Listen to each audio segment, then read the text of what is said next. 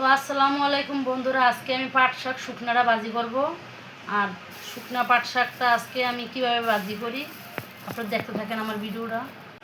তো তার জন্য আমি প্রথমে কড়াইতে দিয়ে দিব সাদা তেল।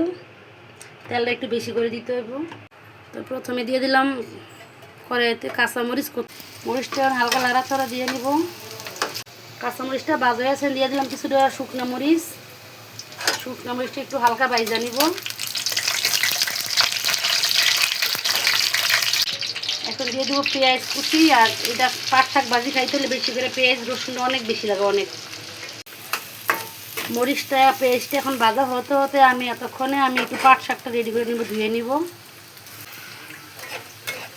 মরিচ পেঁয়াজটা একদম লাল লাল করে একদম বেরেস্তা করে ভাজা নিব। পেঁয়াজটা আমার মোটামুটি ভাজা হয়ে গেছে, আমি আর একটু ভাজা নিব। পেঁয়াজটা আমার ভাজা হয়ে গেছে, এখন পাট শাকটি দিয়ে দিব। শাকগুলো আমি ধুয়ে নিচ্ছি, একটু দুলাবালু থাকতে পারে। শাকটা আমি ধুয়ে নিচ্ছি, দুলাবালু থাকতে পারে, আপনারা শাকটা ধুয়ে নেবেন, তাহলে দুলাবালুর কোনো চান্স থাকবে না। শাকটা আমি একদম লো হিটে রাখছি, যাতে শাকটা মশমশা হইতে হইব। আর চুলা বাড়াই দিলে শাকটা পুড়ে যাওয়ার চান্স থাকে। এখন শাকটা আমি একটু লবণ দিয়ে দিব। লবণ আমি আগে দিই না, যেহেতু শাকটা ধুয়ে দিয়েছিলাম সেই কারণে। শাকটা লবণটা উল্টা পাল্টা করে দেবো। আর শাকটা একদম মশমশ হয়ে গেছিলো, আবার ডাইকা দেবো শাকটা।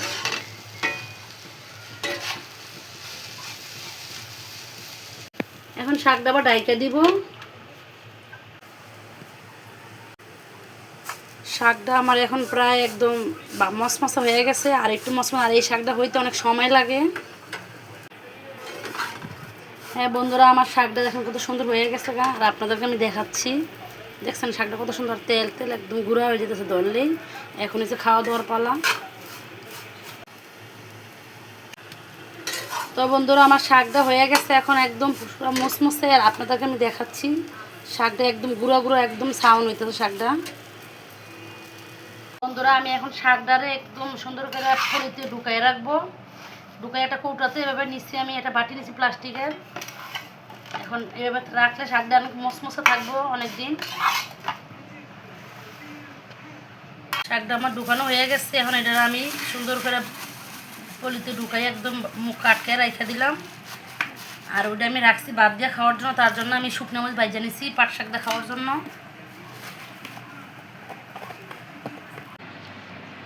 এই যেমন খাওয়া দাওয়ার ফলার আমার আগে থেকে একটু আলু ভাজি করা ছিল, এখন খেয়ে দেখি।